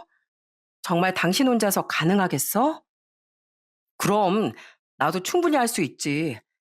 솔직히 당신은 지금 직급도 높고 연봉도 좋은데 여기서 더 쉬다간 경쟁에서 밀려날까 봐 빨리 복직하고 싶어 했잖아. 근데 또 애는 이쁘니까 당신도 걱정이 많고. 그래서 말인데 이번엔 그냥 내가 우리 애들 돌볼게. 그러면 당신도 좀 마음 편히 놓고 일할 수 있지 않겠어? 나야 그렇게 해주면 고맙겠지만 당신은 당신도 취직 빨리 하고 싶어 했잖아. 어쩔 수 없지 뭐. 그렇다고 당장 조건 다 안 좋은데 오라는 곳에 갈 수도 없는 노릇이고. 조건 맞는 곳 나올 때까진 내가 어떻게든 우리 애들 돌볼게. 그러니까 당신은 걱정하지 말고 일해. 그렇게 전 출산을 하고 6개월 만에 복직을 할 수 있었어요. 그때 전 외국계 회사에 다니고 있었고 나름 능력도 많이 인정을 받고 있는 상황이었죠. 그러다 보니 복직에 대한 욕심이 좀 있었는데 남편이 그런 제 마음을 알아주는 것 같아서 고맙다는 생각도 했었어요. 그 뒤로 전 돈을 벌기 위해 열심히 일했고 남편은 아이들을 돌보며 살림을 했습니다. 그런데 어느 순간부터 남편의 씀씀이가 눈에 들어오더라고요. 원래는 저희가 둘이서 돈을 벌었으니 공동 통장에서 생활비를 넣고 썼었는데 외벌이가 되니까 제 월급으로만 생활을 해야 했습니다. 그러니까 좀 더 아껴서 써야 하는 게 맞는데 남편은 진짜 아낄 줄을 몰랐어요. 한 번은 퇴근하고 집에 왔더니 현관 문 앞에 무슨 한눈에 봐도 고급스러운 유모차 한 대가 세워져 있더라고요. 전 이게 뭐지 하고 생각하면서 집 안으로 들어갔어요. 그런데 집 안은 더 가관이더라고요. 아이들 용품으로 온갖 게 다 배달이 와 있는 거였어요. 제가 너무 깜짝 놀라자 남편이 엄청 뿌듯한 얼굴로 절 보더군요. 여보, 우리 애들 장난감이랑 아까 들어오면서 봤어? 수진이 유모차랑 오늘 도착했어. 엄청 멋있지? 지나가는 사람들이 다 부러워하더라. 딱 봐도 고급스럽고 멋지지 않아? 그럼 아까 그 문 앞에 있었던 게 우리 유모차라고? 아니, 언제 유모차를 샀어? 우진이 어릴 때 쓰던 거 그냥 쓰겠다고 한 거 아니었어? 저건 얼만데? 아, 우진이랑 비교하면 안 되지. 여자아인데 어떻게든 예쁜 걸로 해줘야지. 성별이 다르잖아. 뭐 금액은 좀 비싸긴 한데 그만큼 값어치란데. 애들 머리 흔들리면 안 되는 거 알지? 그래서 서스펜서 이런 것도 잘 되어 있고 쿠션도 엄청 좋아. 그래서 그래서 얼만데? 아, 저거 원래는 500만 원 넘는데 내가 할인을 받아가지고 그거보다 싸게 샀어. 완전 잘 샀다니까? 뭐? 500만 원? 당신 진짜 제정신이야? 저는 남편이 하는 말을 듣고서 정말 기가 차서 말문이 막혔습니다. 500만 원이 깎아 사 먹을 돈도 아니고 그 큰 돈을 떡하니 유모차 사는 데 쓰다니요. 그렇다고 저희가 엄청 넉넉하게 잘 사는 거라면 모르겠네요. 저흰 외벌이로 아등바등 살고 있는데 그걸 아는지 모르는지 저렇게 질러버린 걸 보고서 정말 너무 화가 나더라고요. 그런데 제가 어처구니 없어 하자 저보다 더 화가 난 건 바로 남편이었어요. 당신 뭐야? 내가 뭐 나 좋다고 샀어? 저거 다 우리 애들 좋자고 산 거잖아. 근데 표정이 뭐냐고. 진짜 서운하다 서운해. 다 좋아. 애들 위해서 샀다는 거 다 좋다고. 근데 우리가 뭐 부자야? 우리한테 500만 원이면 한 달, 아니 두세 달을 먹고 살 수 있는 돈이야. 근데 그걸 유모차를 산다고? 어떻게 당신 돈을 그렇게 마음대로 써? 마음대로 쓰기는 당신이 애들 육아할 때 비용은 편하게 쓰라고 해놓고선 왜 그렇게 말해? 아휴, 이래서 가정주부로 살면 무시당한다는 게 이 말이구나. 당신 진짜 너무한다. 그렇게 토라져선 말도 하지 않고 방 안으로 쏙 들어가 버린 남편은 그 후로도 며칠 동안 저와 대화도 하지 않고 절 투명인간 대하듯 했습니다. 그러니 당연히 퇴근하고 집에 와도 밥 한 번 제대로 먹은 적도 없고 빨래도 지 것만 쏙 빼서 하더라고요. 정말 유치한 기싸움이 계속되는 걸 보면서 전 그냥 너무 어이가 없어서 상대도 해주지 않았죠. 그런데 그렇게 남편과 사이가 안 좋은 걸 시모는 항상 다 알고 있었어요. 싸우고서 한 며칠을 얘기하지 않으면 바로 시모가 저한테 전화가 왔더라고요. 그리고선 대뜸절 떠보더라고요. 예, 애미야. 집에 무슨 일은 없고? 하도 네가 바쁘다고 전화를 안 하는 통에 내가 했다. 그래, 별일은 없니? 어머님, 제가 요즘 바빠서요. 집에야 별일 없죠. 다 잘 지내고 있어요. 그래? 근데 내가 보기엔 경남이 목소리가 영 아니던데. 니들 혹시 싸운 거 아니니? 네? 아니에요. 싸우다뇨. 내가 보니까 싸운 게 분명한데 뭘. 내가 그런 것도 눈치 빨라서 잘 알아. 왜? 왜 싸운 건데? 설마 너 또 경남이한테 생활비 가지고 뭐라고 하기라도 한 거니? 예, 밖에서 돈 번다고 유세 떨면 안 되는 거 몰라? 그거 밖에 나가서 다들 손가락질 한다. 더군다나 남자가 자기를 포기하고 애까지 보는데 잘한다 해주지 못할 망정 잔소리 바가지 긁으면 밖으로 도는 거야. 전 시모가 딱 얘기를 하자마자 알게 되었어요. 시모는 남편에게 왜 싸웠는지 하나부터 열까지 늘 듣고 있었으니 이번에도 당연히 다 알고서 전화를 했던 거였고요. 그러면서도 모르는 척 저한테 어른으로서 충고 한마디 해주는 것처럼 얘기하는데 참 기가 차더라고요. 결국엔 자기 아들에게 져달라는 소리를 하려고 애써 둘러서 얘기를 한 거였습니다. 전 그런 시모의 속셈을 다 뻔히 알고 있으면서도 들어주고 싶지 않았어요. 솔직히 이게 처음도 아니었고 그전부터 남편이랑 싸우기만 하면 며칠 내로 시모가 전화와서 은근절 타박하곤 하셨거든요. 이번에도 또 그러시는 걸 보니 한수만 절로 나오더라고요. 그래서 전 참지 않고 얘기를 했어요. 어머님, 아무리 그래도 이건 아니죠. 남편이 뭐 샀는지 아시고 하시는 말씀이세요? 유모차를 무려 500만 원이나 주고 샀어요. 그게 말이 돼요? 저희 지금 저만 일하고 있는데요.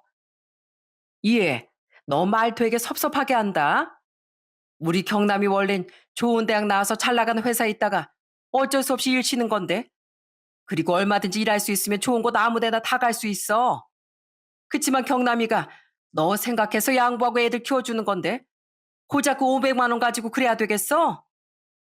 어머님, 그 500만 원이면 저희 몇 달을 먹고 살아요. 한두 푼도 아니고 이건 잘못한 거잖아요. 아무리 그래도 남편이 밖에서 쓰잘데기 없이 쓴 것도 아니고 넌 꼭 그렇게 얘기를 해야 되겠니? 이번에 내가 보기엔 네가 좀 잘못한 것 같다. 같은 여자가 보기에도 네가 잘못한 것 같은데 너 그렇게 고집 피우면 우리 의 마음 돌아서면 어쩌려고 그래? 얼른 네가 가서 사과해. 아마 시모는 남편이 돈을 훔쳤다고 해도 남편은 다 그럴 만한 이유가 있었을 거라며 편을 들었을 것 같았어요. 그 정도로 시모는 객관적인 판단조차 하지 않았죠. 시모의 전화를 받고 나서 제 심란한 마음은 더 오래 갔습니다. 그런데 진짜 웃기게도 월급날이 다가오자 또 남편은 아무렇지 않은 듯 저한테 말을 걸기도 했어요. 마치 없었던 일처럼 또 아무렇지 않게 말을 하는데 그걸 보면서도 진짜 화가 많이 날 때도 있었죠. 그러다 보니 제 스트레스도 이만저만이 아니었습니다. 그래서 친한 친구한테 이런 얘기를 털어놓을 때면 엄청 웃을 때가 많았어요. 친한 친구는 마치 옛날 아버지들이 하던 고민을 제가 하고 있는 것 같다며 깔깔 웃더라고요. 그러더니 그래도 아닌 건 아니라며 부부 사이 고민은 서로 잘 대화를 해서 조절해야 하는 거라며 조언을 해주더군요. 친구의 조언을 듣고서 남편과 그래도 잘 지내보려고 저도 나름 노력을 많이 했습니다. 아직 어린아이가 둘이나 있으니 뭐가 됐든 서로 잘 지내는 게 중요하다고 생각했거든요. 그래서 남편과 서로 마음 터놓고 얘기하면서 서운한 것도 얘기를 하게 되었어요.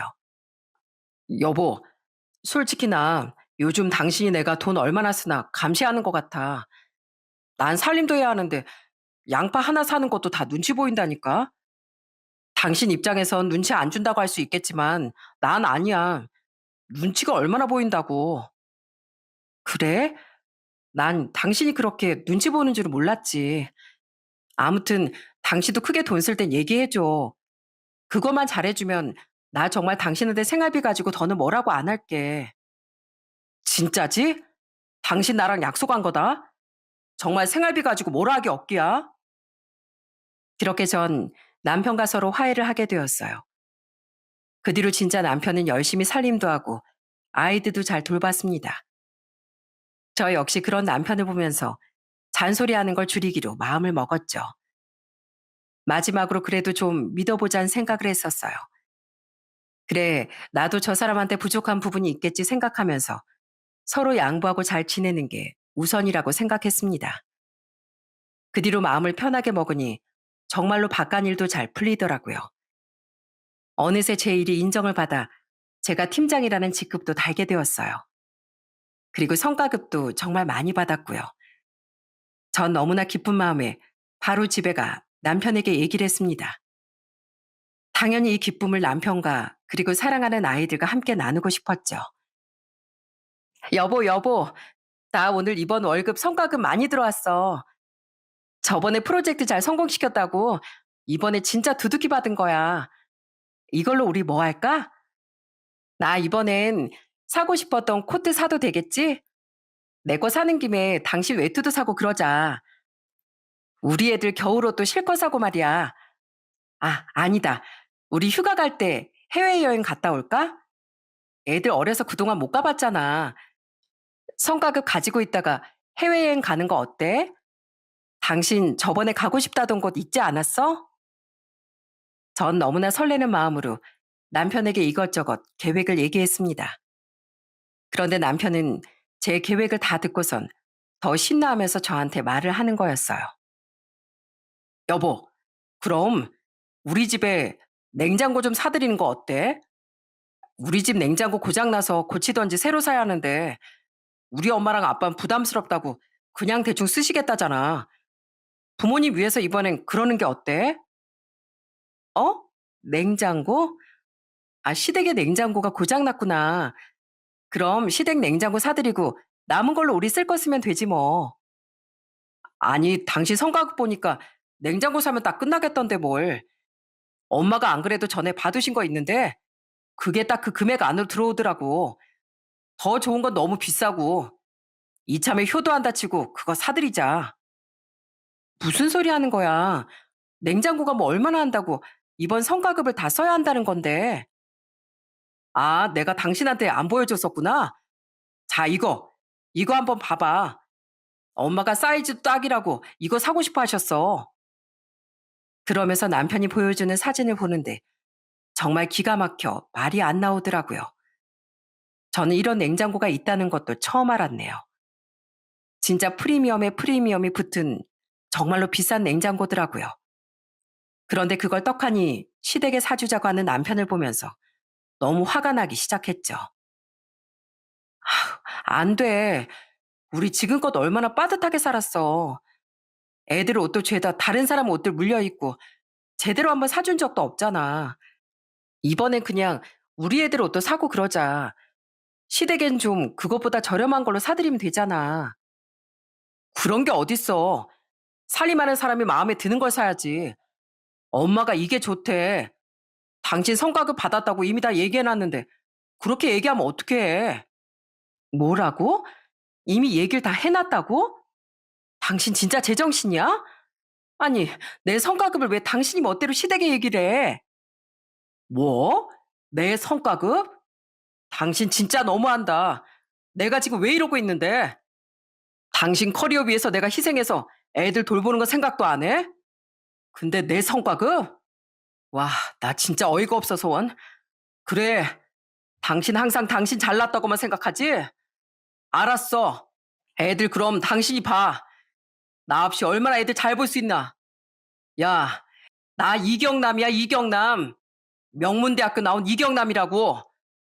근데 내가 우리 애들 위해서 이렇게 참고 사는데 그것도 모르면서 뭐? 야, 나도 더 이상 이 더럽고 치사해서 안 참아. 더 이상 주부 노릇 그만할 거니까 그렇게 알아. 그렇게 그날 저와 남편은 아주 대판 싸웠습니다. 솔직히 전 남편이 희생했다는 말도 동의할 수가 없었어요. 전 그래도 남편 자존심을 위해 굳이 말을 하진 않았지만 남편은 어쩔 수 없이 일을 하지 않았던 것도 아니었습니다. 물론 처음엔 정말로 회사가 폐업을 하는 바람에 둘째를 낳을 때 쉰 건 맞지만 그 후로 취직을 하려고 했던 곳에선 전부나 남편 의지로 그 자리를 박차고 나온 거였거든요. 저도 처음에 몰랐는데 나중에 알고 봤더니 남편은 타의에 의해서 일을 못했던 게 아니라 그냥 안 한 거였습니다.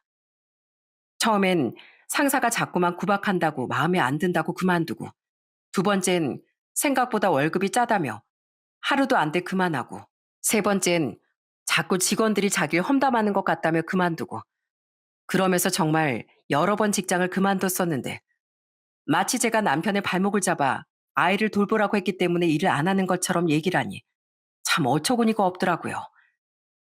그렇게 남편과 크게 다투고 난 뒤 얼마 후 출근을 해서 일을 하는데 갑자기 문자가 계속 띠링띠링 오기 시작하더군요.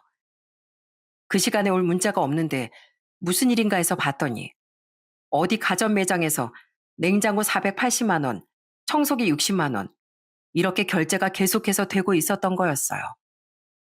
전 그래서 제 카드가 도난당했나 싶어서 바로 신고를 했습니다. 그랬더니 얼마 안 돼 시모한테서 연락이 온 거였어요. 어, 경남이가 너한테 얘기 안 했니? 이거 카드 경남이가 나한테 줬어. 오늘 가서 편하게 쓰라고 말이다. 솔직히 난 더 사고 싶은 게 많았는데 그래도 난 너 생각해서 그만 산 거야. 이 사람이 어머님한테 카드를 줬다고요? 제 카드를요? 그래. 네 카드가 우리 아들 카드고 우리 아들 카드가 내 카드 아니겠어? 이제 가족인데 무슨 네 꺼내고 할 게 어딨니? 그나저나 너 성과금 많이 받았다던데? 아가, 내년에도 일 열심히 해서 그 성과금 많이 받거라. 카드는 네가 모르고 정지한 것 같구나. 그러니까 잘 확인을 해야지. 암튼 나한테 카드 있으니까 그렇게 알고. 그러더니 시모는 전화를 끊어버렸습니다. 전 그렇게 끊겨버린 전화를 보면서 정말 소름이 돋았어요. 솔직히 저희가 결혼할 때도 시댁에선 땡전 한 푼 보태준 게 없었거든요. 저희 집에서 돈을 좀 많이 해주셨고 저와 남편이 모은 돈으로 신혼살림을 차린 거였는데 심지어 모은 돈 지분도 제가 거의 70%에 남편은 30% 정도였어요. 그런 와중에 솔직히 저희 집이야 말레이시아에 다 계시고 시댁은 여기 가까이서 살고 있으니 용돈이고 뭐고 더 챙겨드렸던 때가 많았습니다. 그랬음에도 끊임없이 더 잘하기만을 요구하는 시댁 식구들과 남편을 보면서 참 이건 정말 아니라는 생각이 들더라고요. 그 뒤로 저와 남편은 진짜 이혼까지 생각할 정도로 큰 위기를 맞이하게 되었어요. 저는 솔직히 아이들만 아니었다면 바로 당장 냉정하게 끊었을 거라고 생각을 해요. 다만 애들이 있으니 제가 조금 더 심사숙고했을 뿐이었어요. 그런데 그 일이 있고 나서 2달도 채 되지 않아 마지막으로 제가 잡고 있던 마음의 끈이 툭 하고 끊어져 버린 사건이 벌어지고 말았죠. 그건 바로 남편이 음주운전으로 인사사고까지 낸 거였습니다. 서로 뭐 얼굴을 봐야 이혼을 할지 말지 결정을 할 텐데 남편은 그때 다툼 이후로 집을 나가선 들어오질 않았어요. 그러다가 2달 후에 딱 연락이 온 거였죠. 바로 합의금이 필요하다며 저에게 전화를 한 거였습니다. 여보, 나 이거 합의 못하면 진짜 깜빵 들어갈 수도 있어. 피해자하고 합의를 봐야 하는데 당신이 좀 도와줘. 어? 내가 진짜 원래 사고 같은 거 잘 안 내는데 당신도 알잖아. 당신이랑 싸워가지고 기분이 안 좋아서 사고 난 거야. 이건 당신 탓도 좀 있으니까 얼른 와서 이거 좀 해결해줘. 진짜 기가 차서 정말. 뭐? 이제 하다 음주운전을 해? 야, 네가 진짜 사람이니? 내가 네 그 꼴랑 자존심 하나 지켜주려고 얼마나 아둥바둥 노력을 했는데 넌 끝까지 내 마지막 남은 마음마저 뚝딱 끊어버리냐? 됐고, 네가 감방을 가든지 말든지 이젠 상관없을 것 같다. 우리 그냥 이혼해, 이혼. 아니 여보, 그게 무슨 소리야? 이혼이라니. 그럼 우리 애들은 어쩌고. 내가 잘못했어. 내가 진짜 반성할게. 엄마한테도 그거 다 환불하라고 할 테니까 좀 그만하자. 그만해? 뭘 그만해? 난 아직 시작도 안 했어. 지가 일하기 싫어서 이 핑계 저 핑계 대면서 회사는 다 그만둬 놓고선 뭐? 애들 돌보느라 자기를 희생해? 웃기지도 않네 정말. 거기다가 돈 좀 아끼라고 했더니 애들 거 사느라 쓴 건데 자기 마음을 안 알아준다고? 야, 애들이 네가 산 옷을 어떻게 입냐? 어른 옷을 어떻게 입냐고. 옷장 한 구석에 처박혀서 내가 볼까 말까 숨겨둔 거 모를 줄 알아? 사람이 모르는 척하고 지나치면 양심이라도 있던가. 어떻게 끝까지 뻔뻔하게 그따위로 나올 수가 있어? 근데 이혼하자니까 또 애들 핑계를 대? 네가 사람이야? 네가 아빠냐고. 너 같은 아빠는 필요도 없어. 그러니까 당장 이혼해. 정말 끝까지 뻔뻔한 이 사람과는 미래의 희망이 없다는 생각이 들었습니다. 그렇게 전 남편에게 이혼을 통보하게 되었어요. 그 뒤로 남편은 절대 이혼만은 안 된다며 빌었지만 이미 제 마음은 다 접어버린 상태였습니다. 솔직히 그 전까지만 해도 뭐 이해하려고 하면 할 수도 있겠죠. 부모한테 잘하고 싶은 마음이야 뭐 들 수 있으니 그렇다고 생각할 수 있지만 음주운전은 솔직히 다른 얘기 아닌가요?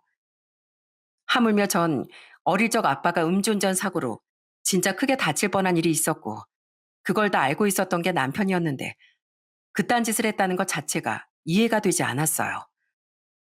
그렇게 전 냉정하게 남편에게 이혼 소송을 진행하게 되었습니다. 제가 이혼 소송을 한다는 걸 들었는지 처음엔 시모가 엄청 저한테 화를 내며 전화가 오기도 했어요.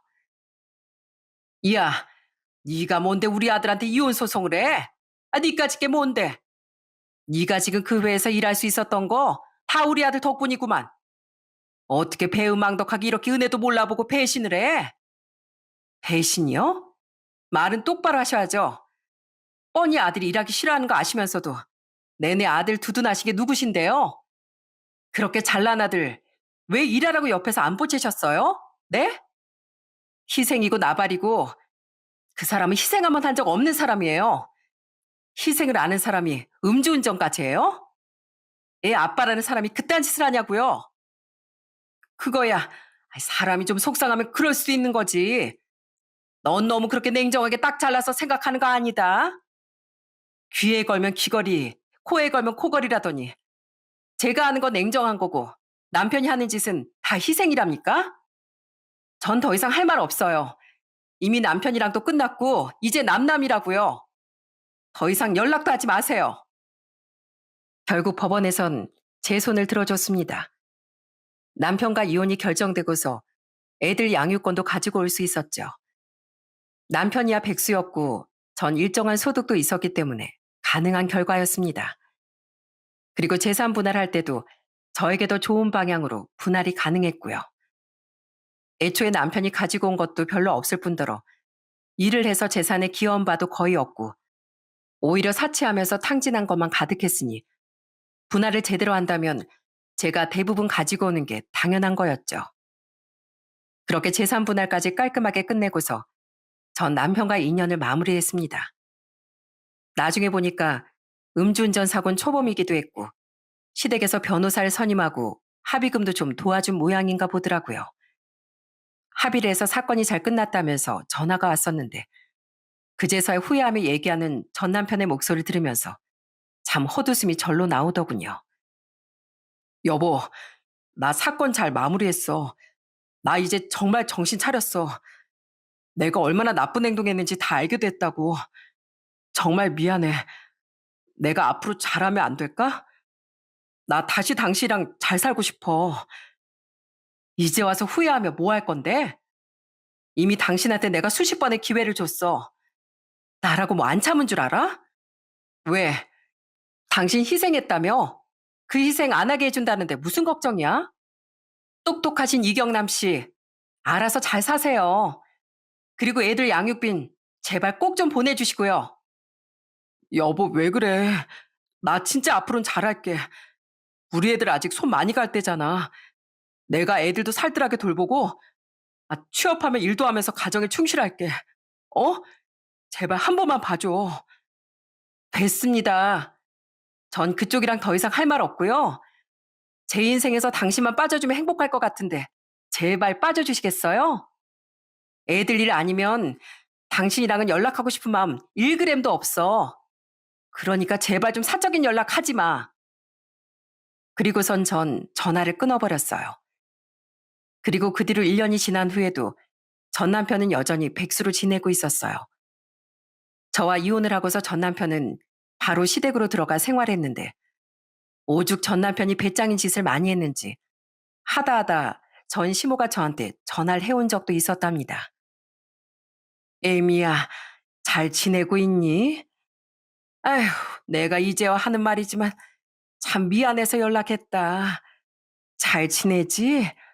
애들은 잘 크고 있는 거지? 애들 잘 크는 건 왜 그렇게 궁금하신데요? 아니, 그게, 아휴, 내가 우리 아들을 잘못 키웠던 것 같구나. 지금은 맨날 허구한 날 술만 마시고 일은 하나도 안 하려고 하고 내가 아주 죽겠다, 죽겠어. 내 배 아파 낳은 아들이지만 아주 내 아들 때문에 죽겠어. 이제야 네 마음을 알겠구나. 내가 그동안 네 마음 몰라줘서 정말 미안하다. 네, 잘 들었고요. 하소연은 아드님한테나 하시고 저한테 2번 다시 연락하지 마세요.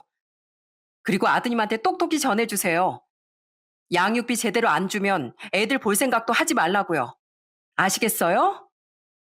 아휴, 애미야, 제발 끊지 말거라. 나 얘랑은 못 산다, 못 살아. 그러니 다시 데리고 가. 우리 아들 할 땐 언제고.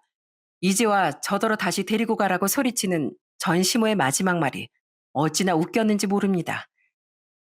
그렇게 자기 자식만 귀하다고 생각했으면서 정말 그 실체를 알고 나서 확 변했다는 게 진짜 웃기더라고요. 제가 이혼을 한 뒤로 사실 저희 엄마가 자주 한국으로 들어오시고 계세요. 오셔선 애들도 봐주시고 제가 좀 더 편하게 쉴 수 있게 살림도 해주신답니다. 정말 죄송하고 감사하고 그저 미안할 따름이네요.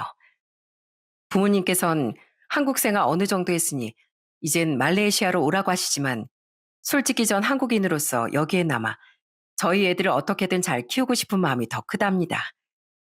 누가 뭐라고 한들 전 제 아들 딸에게 제 모든 사랑을 주면서 건강하게 잘 키워보려고요. 부모님께도 이젠 효도하면서 잘 지내보려고 합니다. 항상 일을 할 때면 슬럼프가 딱 올 때가 있어요. 일이 진짜 잘 풀릴 땐 그냥 손만 대도 술술 잘 풀리는데 슬럼프가 오면 아무리 노력을 해도 일이 잘 풀리지 않을 때가 많습니다. 예전엔 그런 시기엔 더 아등바등 일을 했었거든요. 근데 지금은 그럴 때가 오면 오히려 푹 쉬어버리곤 해요. 며칠 그렇게 푹 쉬다 보면 머릿속도 맑아지고 몸 컨디션도 좋아지면서 자연스럽게 슬럼프도 나아지기도 한답니다. 너무 과도하게 일을 하다 보면 이럴 때가 있는데 여러분들도 혹시 이런 슬럼프를 겪고 계시다면 한번 과감하게 휴식을 해보시는 건 어떨까요? 내 몸이 건강하고 행복해야 모든 일들이 잘 풀리더라고요. 항상 자신의 건강을 먼저 생각하시길 바랍니다. 오늘 제 사연은 여기서 끝이에요. 앞으로 남은 인생길은 정말 길겠지만 지금까지의 사건들을 교훈 삼아 더 좋은 방향으로 걸어갈 수 있도록 노력하려고 합니다. 여러분들의 인생길도 좀 더 행복하시길 바라며 이만 마치도록 하겠습니다. 오늘도 모두들 행복하세요.